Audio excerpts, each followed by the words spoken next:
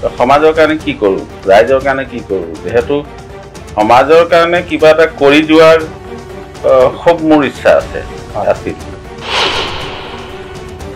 নিজৰ পঢ়া খৰচখিনি নিজে উলিয়াই আমাৰ বাকী 5জনক পঢ়াই লগতে মই পঢ়িব লগা হয়। বৰষুণ দিলে ওপৰত আমি দিনত ডাৱৰীয়া বতৰটো যেতিয়া হয় আমি ভীমকলৰ পাত ঘৰৰ ওপৰত দিওঁ। বতাহ ধুমুহা হ'লে আমাৰ আৰু তেতিয়া সেই পালেং থাকে, চাং থাকে বাঁহত, তাত তলত সোমাব লগা হয়। কেতিয়াবা এনেকে থাকে যে খুদা ভাতো খাব লগা হয়, কেতিয়াবা চাউলো নাথাকে, লগুণও থাকিব লগা হয়।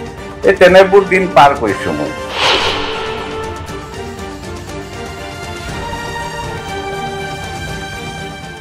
নমস্কাৰ প্ৰিয় দৰ্শক, মাছমি নিউজৰ বিশেষ অনুষ্ঠান প্ৰত্যক্ষ প্ৰশ্নলৈ আপোনালোক সকলোকে স্বাগতম জনাইছোঁ। প্ৰিয় দৰ্শক, আজিৰ আমাৰ লগত এনেকুৱা এজন ব্যক্তিৰ উপস্থিত আছে, যিগৰাকী ব্যক্তিৰ আপোনালোকে খুবেই চিনাকি।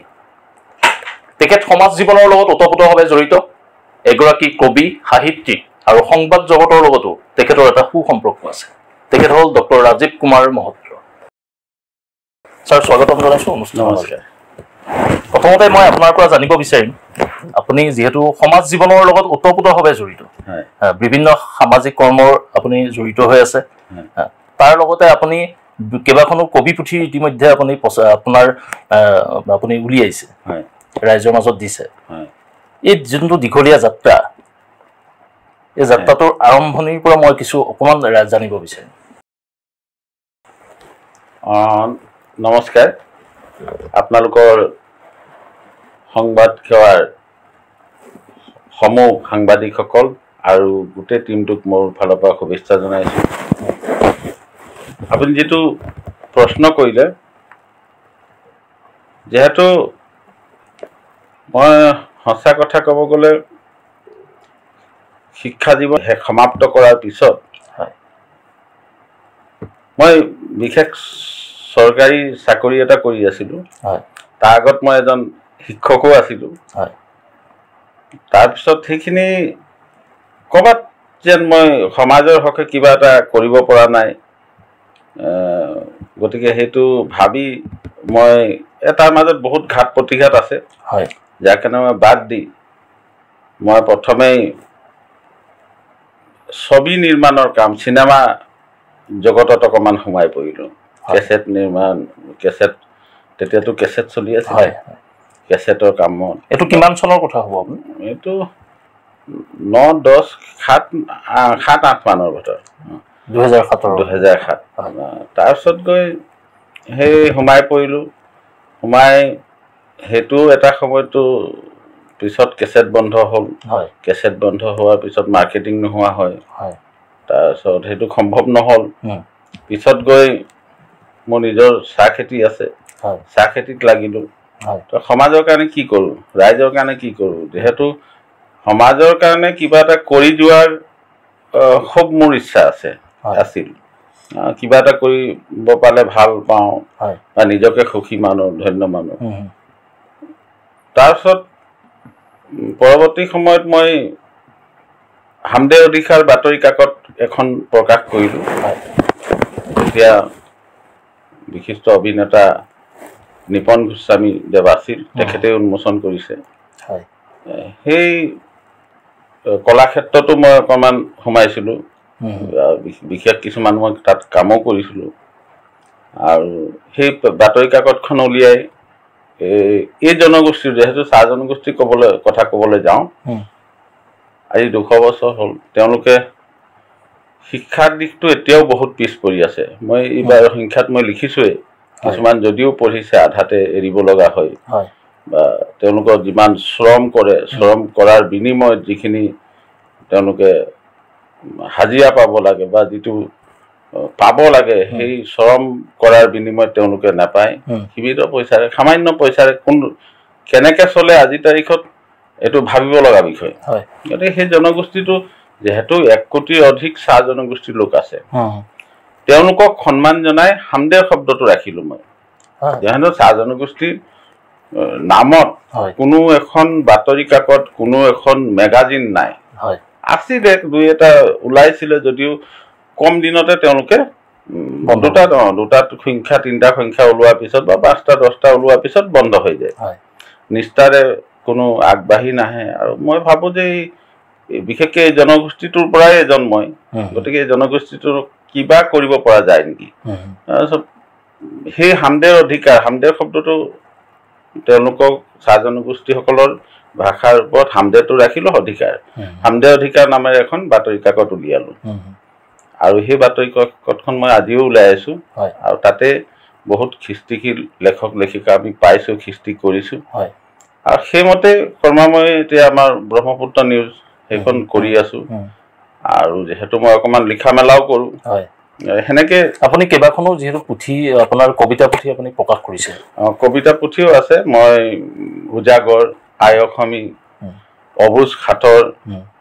তাৰপিছত সূৰ্যৰ বুকুত এজাক ধুমুহা গল্প সংকলন আউখী অৱৰা কৃষ্ণচূড়া উপন্যাস এনেকে প্ৰায় মোৰ 16খনমান গ্ৰন্থ মই লিখিছো আপুনি সমাজ জীৱনৰ লগতো আপোনাৰ এইখিনি কাম বাদ দিও আপুনি সমাজ জীৱনৰ লগতো ওতপ্ৰোতভাৱে জড়িত সামাজিক কৰ্ম কৰি আপুনি ভাল পায় বৰ্তমান সময়ছোৱাতো সেই প্ৰচেষ্টা আপুনি অব্যাহত ৰাখিছে কিন্তু তাৰ মাজতো আপোনাৰ আৰু বহুত কৰিবলগীয়া আছে সমাজৰ কাৰণে কি ভাবে সমাজখনৰ কাৰণে অসমখনৰ কাৰণে বহুতেই কথা ভাবি থৈছো বা কৰাৰটো ইচ্ছা আছে যিমান পাৰিছো এতিয়া মই সঁচা কথা ক'ব গ'লে মোৰ সময় 24 ঘণ্টাত যদি মোৰ কাৰণে সময় মই 3 ঘণ্টা দিছো ৰাইজৰ সেৱা বাকিখিনি সময় মই ৰাইজৰ বা সমাজৰ কাৰণে আগবঢ়াইছো আৰু কৰি আছো যিমান পাৰো এতিয়া মই বহুত ল'ৰা ছোৱালী মোৰ নিজৰ ধনেৰে মই পঢ়াইছো আৰু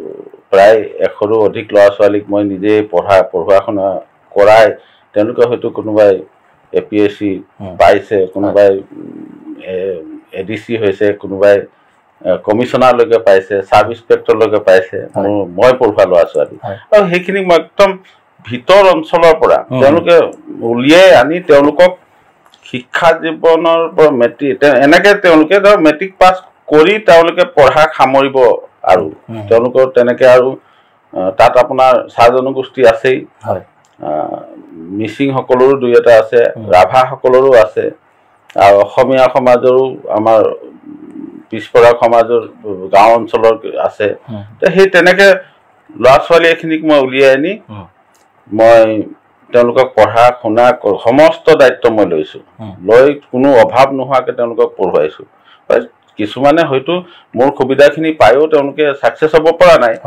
সেইটো তেওঁলোকৰ দিক কিন্তু প্ৰায়খিনি ওলাই গৈছে অকল এই ক্ষেত্ৰত আপুনি অকল চাহ জনগোষ্ঠীয় ল'ৰা ছোৱালীকে পঢ়াইছে নে অন্য আপোনাৰ যিসকল সম্প্ৰদায় আপোনাৰ বিভিন্ন সম্প্ৰদায়ৰ লোকসকল আছে বা ছাত্ৰ ছাত্ৰী আছে তেওঁলোককো এই ক্ষেত্ৰত আপুনি গুৰুত্ব নহয় চাহ জনগোষ্ঠীৰ লোক আছে লগতে মই কৈছো যে ইয়াত মিচিং সম্প্ৰদায়ৰ লোক আছে বড়ো সকলৰো লোক আছে কছাৰী জনগোষ্ঠীৰো লোক আছে আৰু আমাৰ অসমীয়া সমাজৰ বেছিভাগ আছে গতিকে মই মোৰ দৃষ্টিভংগীত আমি অসমক বসবাস কৰা লোকসকল আমি অসমীয়া আৰু আমি সকলোৱে অসমীয়া হৈ কাম কৰিছো গতিকে তেনেকে মোৰ কোনো জনগোষ্ঠীৰ লগত কথা নাই কাৰোবাৰ অসুবিধা হৈছে নোৱাৰিছে দেখিছো তেওঁৰ ইচ্ছা আছে মই গম পাইছো মই আগবঢ়াই দিছো শিক্ষা জীৱন প্ৰথমতে ক'ৰ পৰা আৰম্ভ কৰিছিল আৰু ক'ত শেষ কৰিলে এই বিষয়ে কিছু জানো শিক্ষা জীৱন যেহেতু মোৰ জীৱনটো মই কৈছোৱে যে মই বহুত প্ৰতিঘাতত পাৰ কৰা মই ক্লাছ 6ত পঢ়ি থাকোঁতে মোৰ দেউতা জণ্ডিছ আৰু কেঞ্চাৰ ৰোগত ঢুকাইছে তাৰ পিছৰ সময়খিনি মই আমাৰ মাটো আৰু তেতিয়া বাগানৰ মানুহ আমি গাঁও অঞ্চলৰ হ'লেও ওচৰত বাগান তো আমাৰ মা বাগানত কাম কৰে তাৰপিছত মই তাৰ পৰৱৰ্তী সময় মই নিজৰ পঢ়া খৰচখিনি নিজে উলিয়াই আমাৰ বাকি 5জনক পঢ়াই লগতে মই পঢ়িব লগা হয় মানে আমাৰ ককাই ভাইৰ 5জন আছে 5জন হয় ভণ্টি এজনী আছিলে সেইমতে মই দিনজয় চাবুৱাৰ পৰা মই হাইস্কুল জীৱন হাইস্কুল শিক্ষা শেষ হোৱাৰ পিছত বিদ্যা মহাবিদ্যালয় আছে তাতে নামভৰ্তি কৰি গ্ৰেজুৱেশ্যনটো লৈ তাৰপিছত মই সেই কৈছো যে মই এটা শিক্ষকতা চাকৰিও সোমাইছিলোঁ আৰু চৰকাৰী চাকৰি এটা সোমাইছিলোঁ তাৰপিছত পৰৱৰ্তী সময়ত ডিব্ৰুগড় ইউনিভাৰ্চিটি আণ্ডাৰত ডিব্ৰুগড় ল কলেজৰ পৰা মই BA LLB পাছ কৰিলোঁ LLB পাছ কৰি উকালতিৰ কথা চিন্তা কৰিছিলোঁ, কিন্তু উকালতি নকৰি পৰৱৰ্তী সময়ত আৰু এইখিনি কামতে লাগিছোঁ। শিক্ষকতাৰ দৰে এটা মহান বৃত্তি, সেই মহান বৃত্তিটো আপুনি বাদ দি পেলাই আপুনি এগৰাকী বৰ্তমান সময়ছোৱাত আপুনি এগৰাকী প্ৰতিষ্ঠিত ব্যৱসায়ী হিচাপে যিখিনি আপুনি ব্যৱসায়ী হিচাপে আপুনি যিটো আগবাঢ়ি আহিলে, শিক্ষকতাৰ দৰে এটা পবিত্ৰ বৃত্তি আপুনি বাদ দি পেলাই কি কাৰণ? ইয়াৰ আঁৰত কিবা আছে নেকি? আগত চাওক, তেতিয়া সেয়াই আৰু মই কৈছোঁ, মই সৰুৰ পৰাই মই বহুত সংঘাতৰ মাজত পাৰ কৰা। আমাৰ ঘৰ এনেকৈ আছিল, খেৰৰ ঘৰ, নৰাৰ ঘৰ। আপোনাৰ নৰা ঘৰ যেতিয়া বনাই দিয়ে, 6 মাহৰ পিছত বৰষুণ দিয়ে। বৰষুণ দিলে ওপৰত আমি দিনত ডাৱৰীয়া বতৰটো যেতিয়া হয়, আমি ভীমকলৰ পাত ঘৰৰ ওপৰত দিওঁ। আৰু তাতকে এই বাগানত তেতিয়া ডাঙৰ ডাঙৰ ছাতি থাকে, ছাতিবোৰ আমি কিতাপখিনিত যাতে বৰষুণ নপৰে তেনেকে ৰাখিব লগা হয়। বতাহ ধুমুহা হলে আমাৰ আৰু তেতিয়া সেই পালেং থাকে, চাং থাকে বাঁহৰ, তাত তলত সোমাব লগা হয়। গতিকে যিহেতু সেইটো জীৱন, আমিতো এযোৰ চোলা পিনেৰে এবছৰ পিন্ধিব লাগে, কাৰণ নাই তেতিয়া পইচা নাই, বা স্কুলৰ ড্ৰেছটো কিনিবৰ কাৰণেও আমাৰ শক্তি নাই। কোনোমতে আৰু গৈছোঁ স্কুল, পঢ়িছোঁ। আৰু মই কৈছোঁৱেই যে মোৰ এই বাকী 5 জনৰ শিক্ষাৰ দায়িত্বটো মোৰ। গতিকে সেই গোটেই মই ডাঙৰ যিহেতু, গতিকে তেওঁলোকক পঢ়োৱা শুনাৰ লগতে ঘৰখন চলোৱাৰ লগতে তেতিয়াৰ পৰাই মই সৰু সুৰা কিবা কিবি ব্যৱসায়, হাঁহ কুকুৰা বিক্ৰী কৰা, ঢেকীয়া শাকলৈকে মই বিক্ৰী কৰা, মানে ব্যৱসায় লাইনটোত আপুনি সৰুৰ পৰাই জড়িত। তেতিয়াৰ পৰা নিজৰ পইচা নিজে উপাৰ্জন কৰি নিজেই পঢ়া শুনা কৰি এইটো পৰ্যায়ত পালোঁ। গতিকে সেয়ে মই মানুহৰ কেনেকে অৱস্থা হ'ব পাৰে মানুহৰ জীৱন, মই নিজেই সেইটো দুৰ্ভগীয়া বা এটা দুৰ্যোগৰ সময় মই পাৰ কৰিছোঁ। সেইকাৰণে মোৰ কথা হৈছে যে সমাজ জীৱনত জীয়াই থকা দিনকেইটাত মই মানুহৰ কাৰণে কিবা এটা কৰি যাওঁ, সমাজখনৰ কাৰণে কিবা কৰি যাওঁ, অসমৰ কাৰণে কিবা এটা কৰি যাওঁ, সেইটো মোৰ এটা প্ৰবল ইচ্ছা আছিল। আৰু সেইটো মোৰ ব্লাডৰ কোষে কোষে সোমাই আছে। সেইকাৰণে মই ৰাইজৰ সেৱা কি ধৰণে কৰিব পাৰোঁ, সেয়া আৰু এটা মোৰ যিহেতু ক'তো মন নবহে। চাকৰি মই বহুতে চাকৰি পাইছিলোঁ, সেই সময়খিনিত মই উকালতিও কৰিব পাৰিলোহেঁতেন, নকৰি মই সেয়া আকৌ গৈ সেই একে ব্যৱসায় লাইনতে সোমাই আজি লিখা মেলা কৰিলোঁ, লগতে নিজৰো ব্যৱসায় আছে। সেই তেনেকৈ ৰাইজৰ সেৱা কৰাৰ কিঞ্চিত অলপ সুবিধা পাইছোঁ।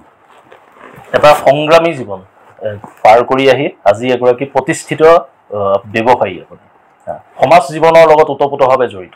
এই যোনটো আপোনাৰ জীৱন যাত্ৰা, এই জীৱন যাত্ৰাৰ আঁৰত কোনগৰাকী ব্যক্তিক আপুনি আপোনাৰ সান্নিধ্য বেছিকৈ লাভ কৰিছে? মই প্ৰথমে কওঁ, তেতিয়া সাহিত্যিক পেঞ্চনাৰ নাৰায়ণ ঘাটোৱাৰ, তেখেতৰ নাম ল'ব লাগিব। তেখেতে মোৰ পঢ়া শুনা বা মোৰ লিখা মেলাৰ কৰাৰ দৃষ্টিত ক্ষেত্ৰত তেখেতে অৱদান আছে। বৰ্তমান Nagen Saikia sir, doctor Nagen Saikia sir, তেখেতে মোৰ প্ৰতি তেখেতৰ অৱদান আছে। আৰু সেই সময়খিনিত মই তেতিয়া হাইস্কুল, এতিয়া হাই ছেকেণ্ডেৰী স্কুল, হাইস্কুলত পঢ়ি আছিলোঁ। ৰজনী হাজৰিকা ছাৰ, তেখেতে মোৰ শিক্ষাগুৰু আছিল। তেখেতৰ অৱদান মোৰ জীৱনত বহুত বেছি আছে। সমাজ জীৱনৰ লগতো জড়িত এগৰাকী সাহিত্যিক, কবি, লগতে সংবাদ জগতৰ লগতো আপুনি ওতঃপ্ৰোতভাৱে জড়িত। এইখিনি কথা মই আপোনাক অথনিও কৈছোঁ। এতিয়া মোৰ কথাটো হ'ল, এই সমাজ জীৱনৰ লগত জড়িত হৈ কেতিয়াবা ৰাজনীতিৰ পথাৰত যোৱাৰ সম্ভাৱনা আছে নেকি?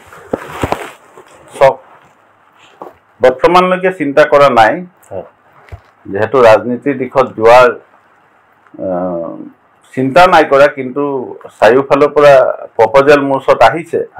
কিন্তু বৰ্তমানলৈকে মই সেই বিষয়ে এতিয়ালৈকে চিন্তা কৰিব পৰা নাই। মই ৰাজনীতি বাদ দি যদি এনেকেই ৰাইজৰ সেৱা কৰিব পাৰোঁ, মই বেছি ভাল পাম।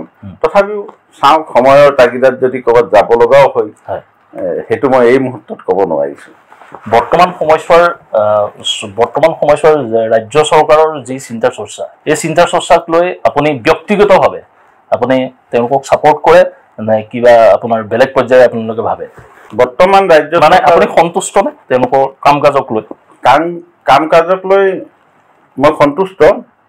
আৰু মই ভাবোঁ তাৰ মাজত চৰকাৰ এখন চলাব যাওঁতে নিশ্চয় তাত অসুবিধা কিছুমান সন্মুখীন হৈ হয়তো 100% ৰাইজে যেনেকৈ বিচাৰিছে সেনেকৈ নাপাবও পাৰে গতিকে তাত হয়তো 10% ক'ৰবাত কম আছে মই আশা কৰোঁ সেইখিনি যাতে চৰকাৰখনে বুজি লয় সেই ৰাইজৰ সেৱাৰ ক্ষেত্ৰত সেইখিনি সুবিধা কৰি দিব 100% শুদ্ধ বুলি ক'লেতো মই বেয়া হ'ব কিন্তু তাৰ মাজতে মই 90% কাম কৰিছে বুলি মই ভাবোঁ আৰু বৰ্তমান চৰকাৰৰ কাম কাজত মই সন্তুষ্ট মই একেবাৰে শেষৰ প্ৰশ্ন লৈ আহিছোঁ না শৈশৱ আৰু কৈশোৰ মানুহৰ জীৱনৰ আটাইতকৈ মধুৰতম সময় বুলি কোৱা হয় মোৰ প্ৰশ্ন হ'ল কৈশোৰৰ এনে কিবা স্মৃতি মনত আছে নেকি যি স্মৃতিয়ে আপোনাক আজিও আমনি কৰে মই কৈছোঁ মোৰ মনটো সৰুৰ পৰাই খুব ডাঙৰ আছিল বহল আছিল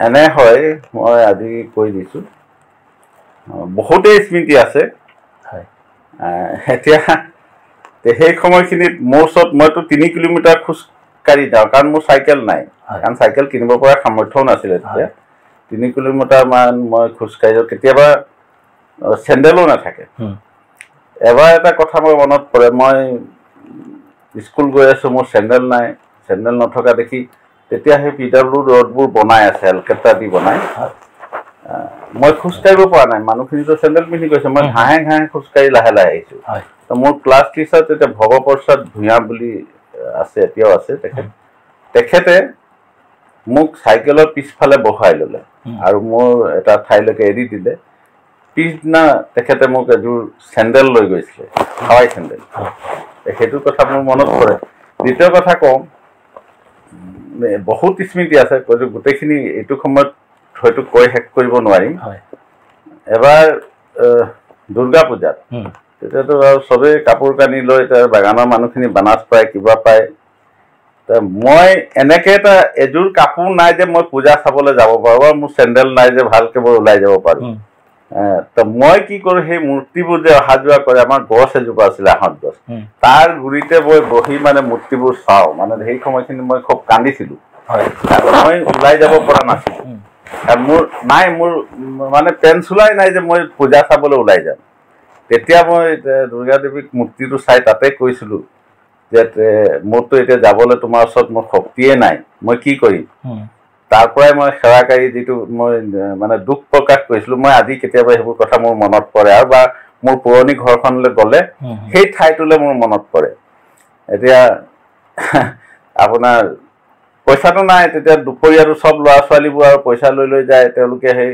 টিফিনৰ সময়ত চানা খায় বা হোটেলৰ ওচৰত আগততো চানাই থাকে বুট মগু তেনেকৈ চানা দি বনায় তাতে খায় মই কি কৰোঁ সেই দোকানীটোৰ কাষত ৰৈ থাকোঁ মানে কোনোবাই কিনিলে মোক এনেকৈ অকণমান থাপ মাৰি অলপ দি দিয়ে সেইটো খাওঁ নহ'লে পানী তেতিয়াতো টিউবেলত পানী খাই তেনেকৈ দিনটো থাকিব লাগে কাৰণ 3টা বজালৈকে স্কুলত থকা হয় কেতিয়াবা এনেকৈ থাকে যে খুদা ভাতো খাব লগা হয় কেতিয়াবা চাউলো নাথাকে লগুণেও থাকিব লগা হয় এই তেনেবোৰ দিন পাৰ কৰিছোঁ মই মোৰ জীৱনত ধন্যবাদ থাকিল আপোনালৈ যথেষ্ট সময় আমাক দিলে ব্যস্ততাৰ মাজতে প্ৰিয় দৰ্শক এয়া আছিল ডক্টৰ ৰাজীৱ কুমাৰ মহত্ৰ এগৰাকী বিশিষ্ট সমাজকৰ্মী কবি লেখক তথা সংবাদ জগতৰ লগতো তেওঁ ওতঃপ্ৰোতভাৱে জড়িত তাৰ লগতে এগৰাকী প্ৰতিষ্ঠিত ব্যৱসায়ী প্ৰিয় দৰ্শক আজি অনুষ্ঠানৰ পৰা মই ৰমেন বৰাই বিদায় লৈছোঁ পৰৱৰ্তী অনুষ্ঠানৰ কাৰণে চাই থাকিব নজমি নিউজ